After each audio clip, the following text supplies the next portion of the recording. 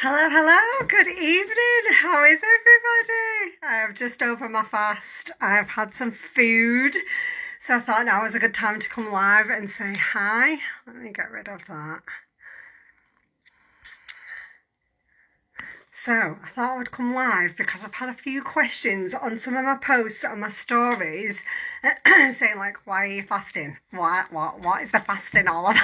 So I thought I'd come on and do a little story time with you. So I am a revert to Islam, so I'm Muslim, and fasting is part of my faith. So we fast the entire month for Ramadan, which is 30 days of no food between it's about an hour and a half before sunrise till sundown. Um, and it is no food, no water, nil by mouth. This month, really, for us, is a time to connect with our Lord. We do a lot more prayer. It helps you build good new habits, like this prayer, like making sure you're praying on time. We're praying the Quran more. We're just building that connection. And fasting is also part of it because that really does help your connection. And Ramadan is the month when the Quran was revealed to our Prophet Muhammad, peace be upon him. This is when it was actually sent down. So that is part of the reason why we fast that particular month of the year. So yeah, it's an amazing month. So I'm going to take you back a little bit as to like, how did I end up on this path? So when I went through my divorce and I'd been through like a period of like really bad depression, anxiety, like all these things, I kind of like lost my identity a little bit in that process of just being like, who even am I anymore? And I went and got counselling, I went and got the medication, I did all the things to help you get better. And one of the things that I did was I started to go and get energy healing from a Sufi healer. Now, if you've never heard of a Sufi, that is part of, they are Muslim. So I was getting these Sufi healing, and part of that, it was like talk therapy, and part of it was he used to give me these, like, I was very open-minded anyway, so I was into like, what healing, what can I get, like what can I go and do to help myself? And Sufi healing was something I'd never heard of, but I was open-minded enough to go and try and like find out what it was all about. And it was like part talk therapy, and there was part where I know now, he was doing an energy healing and he was using prayer to do that. And he also used to give me these little chants to practice. Hey, Nosheen, salam alaikum. So he used to give me these little chants to do for different things. So like when I was really in a dark place of depression, when I first started going for the healing sessions, he used to give me these chants to do, which were like to help soften my heart and open my heart and all these things. And I used to just repeat them. He'd give me like certain things to say. Ya Latif, Ya Wadud, all these things that he used to give me, and he'd say, just repeat it 300 times in the morning and then repeat this other one in the evening. And you know what? It worked. It was absolutely phenomenal. Like I started to get so much better. I got so much like value and healing from those sessions. It worked so well. Now, little did I know at the time, what he was actually giving me to chant was little bits of prayer, and it was the 99 names of Allah. He has 99 different names, and that's what he was giving me to chant. And I was like, how beautiful is that? Like, I was like in awe of it. It worked so well. I went for like, I think 2 years every single month for these sessions. And then what happened was I was working in Preston at the time, and I was working in like a big open plan, like call centre type office. And we had about 4 or 5 Muslim guys in the office, and it was coming up to the month of Ramadan. And they were all talking about it and getting organised for it. And I was just really interested because I was having these healing sessions. So, and I was just, I don't know, my mind, I was obviously, I feel like I was being guided to like learn more about Islam, and I was starting to ask them questions. And I just said to them, can I fast the month of Ramadan even though I'm not Muslim? Like, am I even allowed? Can I do that? Is that okay? And they were amazing. Like, one guy brought me in a timetable that showed me like what the times were to get up in the middle of the night to eat, what times I would be fasting from, what time I could open my fast.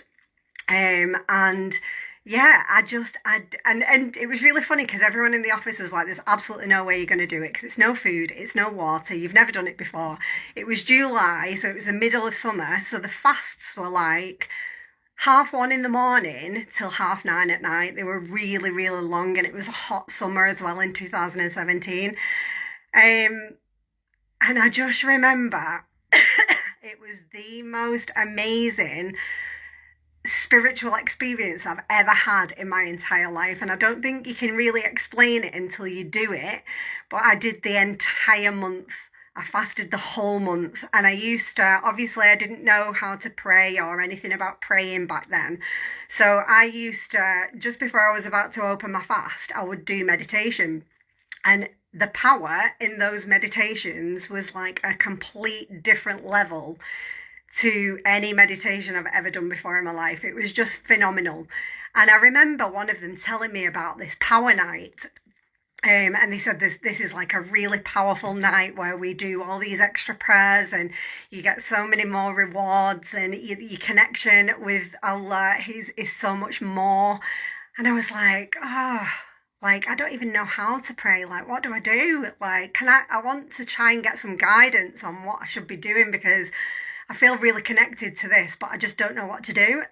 And I remember one of them saying, like, obviously just do it in English, like in your head, just do all your thank yous and your gratitude for all the things that you've got in your life that are amazing. And then just ask for whatever it is that you want. Now, at that time, hey, Ashley, at that time, I didn't know what I wanted, and I didn't know where I was going, and I didn't know whether this was a path I was supposed to be going down or not. And I remember just asking for guidance, like, is this, if there is a higher power at work, like, is this the right path for me? Is this where I'm supposed to be going? And I can't explain to you the clarity that I got in that moment, in that instant. It was like, it was just crystal clear that that was where I was supposed to be and what I was supposed to be doing.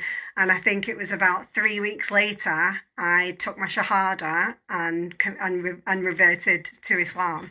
Um, and it was the most amazing experience. It's been the most amazing experience, but it's come with like tests as well. I remember on the day I went to Bolton to take my Shahada. And I remember them putting a scarf on me for the first time, and I was like so nervous. I was like, oh, thank you, Ashley. And I remember them putting this scarf on. I felt so weird and awkward. I just felt like, oh, what am I doing? But I knew I was doing the right thing, even though I felt awkward and like, like I felt like I was doing something wrong. And the imam who did my shahada with me said, you will face some tests now. Tests will come to you. And I really didn't understand what that meant. But yeah, the tests do come because obviously none of my family are Muslim, and obviously the media portrays Muslims in a certain way. It just does. When I think back to my childhood, the media just does. And I think as you start to actually learn about Islam as a religion for yourself, you start to realise that everything that you see in the news is nothing to do with religion. Like, it's just not. And then even when you see things, it's funny because my parents really don't get it even now. That we just have this understanding that it is what it is, and this is the right path for me, and nothing negative is said. It is a weird one because I think my mum and dad, I think they were waiting for something really like weird to happen, like, I don't know, like, for me, I feel like it's made me a better person. I don't drink. I hadn't drank alcohol for a year before I took my shahada anyway, but I've not had a drink now in 8 years. Now, that in itself makes me a better person. I now see the importance of your parents much more than I did before. Like, I am so much more thoughtful and helpful, even if my mum and dad don't realise it, I am, because I realise now that your parents are everything and they've done everything for you, and you should always be looking to give back to them. So yeah, I feel like it's made me a better person. Now, my mum and dad probably just don't get it at all whatsoever, but they don't see the internal changes. And yeah, I mean, I think back to like my 20s when I was going out every night, I was wearing half dressed, going out getting drunk every weekend. And that was okay with them because that's culturally acceptable. But for me to now dress more modestly, and cover everything up, they find that weird. And that just blows my mind that they find that weird. Yeah, Sergey, you're right. That is what it is. With my mum and dad, it's like an unspoken about thing. Because then I had all the struggles of like, I only eat halal now, and my mum will not buy halal food. So then I had this like bit of a drama where I have to be careful what she's feeding the kids because she will purposely feed them pork if I'm not careful. Like they are getting used to like what they should be eating and what they shouldn't now, and they're making that decision for themselves. Like that was the other thing. My kids were 7 and 4, so my youngest just immediately wanted to do what I was doing, so that was a lot easier. My older one, I've sort of just filter the knowledge so that he can make his own decision because he's a little bit older. But yeah, it's really funny because when I've not got to a point of wearing a hijab full time, like a scarf. I do have it on sometimes. I don't have it on all the time. I have been thinking recently I am going to try again because last year I started wearing it for Ramadan and I kept it on for a good couple of months. It just feels easier at this time of year. I don't know. I think I am feeling like that pull to try again. So I hope you'll support me. But yeah, yeah, we can eat sweets, Sergey. We just need to get the halal ones. That's the thing. But yeah, like the funny thing is, the first time I went in my mum and dad's with a scarf on, I felt like my dad couldn't even look at me, and I'm like, I used to go out with hardly any clothes on, and that was okay. Why is a piece of material covering my hair making you feel so uncomfortable? I don't understand. Like, I don't understand. And the funny thing is, I see a lot of stuff in the news about, women being oppressed and forced to wear a scarf. And do you know what? It's the complete opposite.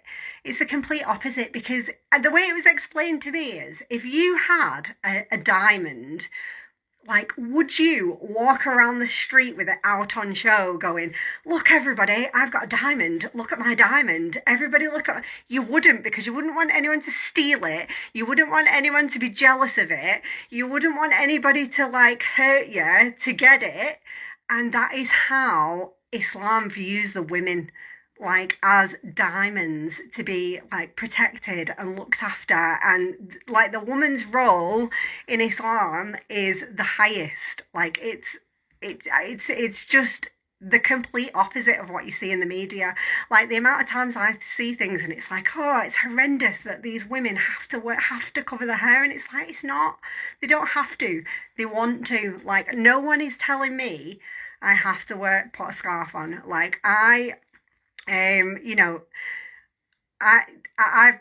reverted in 2017 and nobody has told me to put a scarf on. Like it's all down to your own personal journey and when if and when you feel like you want to put it on. But yeah, I just thought I would come on and share my journey because yeah, I've been getting a lot of questions in my inbox and stuff like, why are you fasting? Like, is that not bad for you? Like, do you just drink water? And I'm like, nope, no water. It's nil by mouth. But yeah, it's such an amazing spiritual connection, and it's just a beautiful, calm, serene, peaceful month. I absolutely adore it.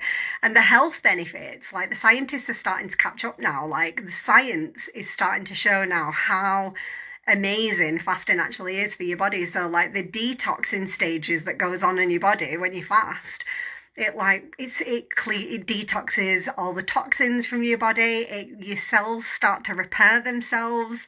Any old injuries repair themselves, and like by the end of the month, your energy is just like amazing. Your skin's amazing, your body's amazing, and yeah, yeah. So if anyone's got any questions, feel free to pop them in the comments.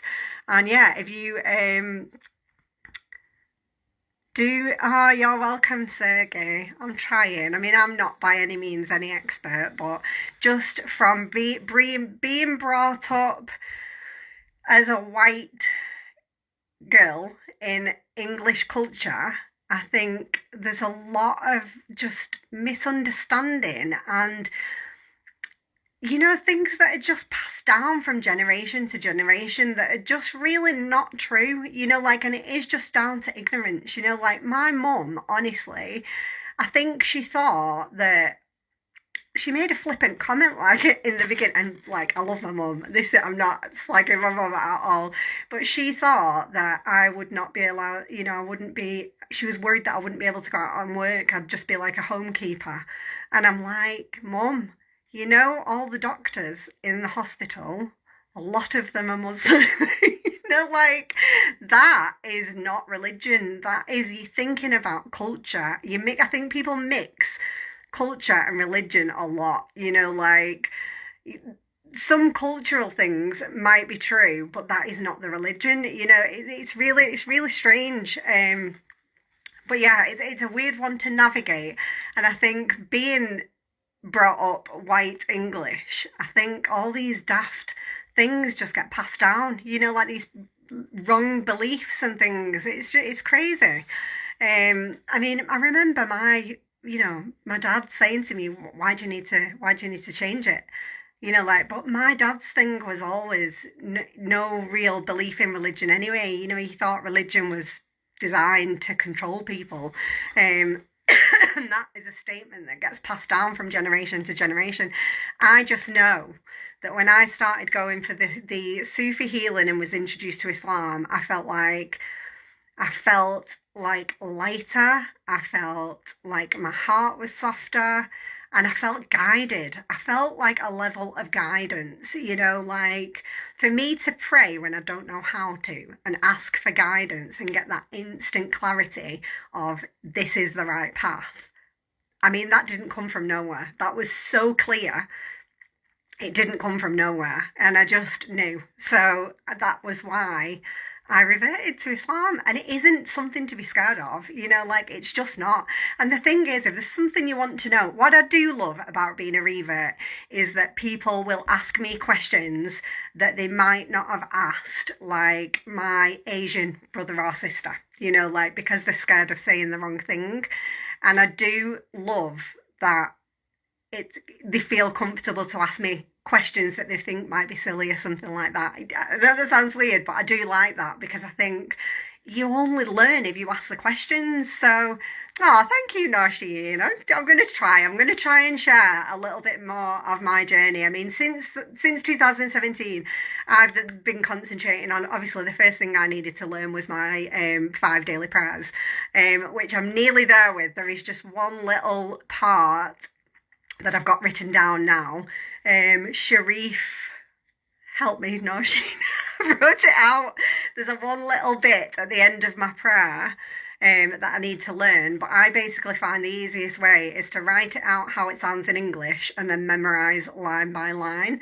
And I am learning how to pray in Arabic. Like I have weekly Arabic lessons so that I can actually learn how to pray the Quran in Arabic as well, because it was sent down in Arabic. So I just really love to be able to read it in the way it was actually sent down.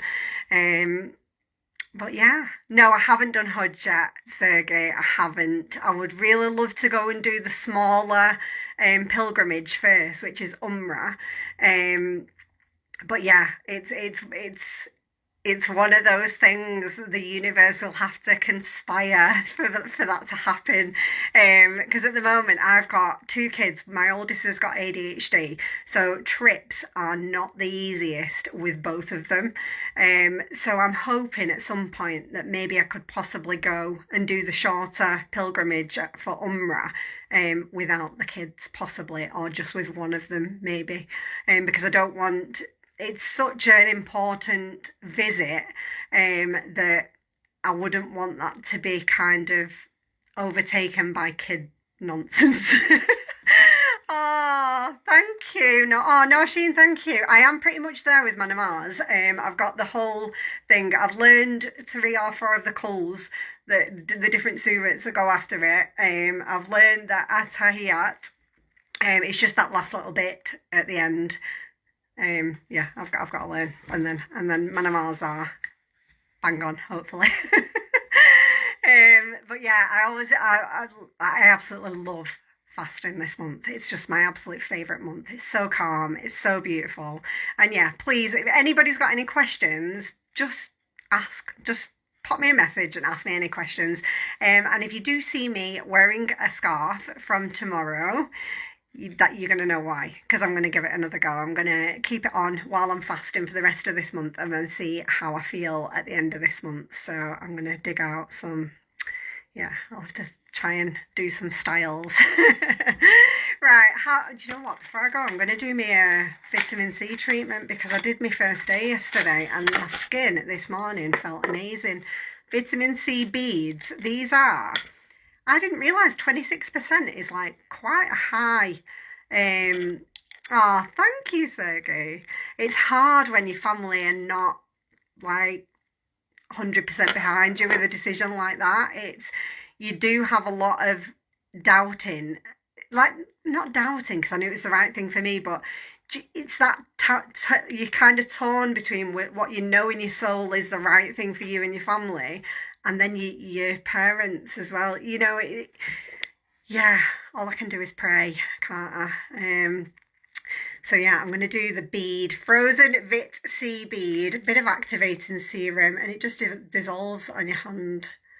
I'm going to whack that on before I go. It did my skin the world of good yesterday. Little mix. And pop that on. There we go. But yeah, I would love to do Hajj one day. I'm sure it will happen when it's meant to happen. I believe you've got to be invited by Allah. Like when it's meant to be, things will happen to make sure that can happen for you. So that's kind of beautiful, isn't it? Right, ladies, that is on. That can work its magic. I think it's nearly time to pray actually, is it Isha time? So we do a longer prayer.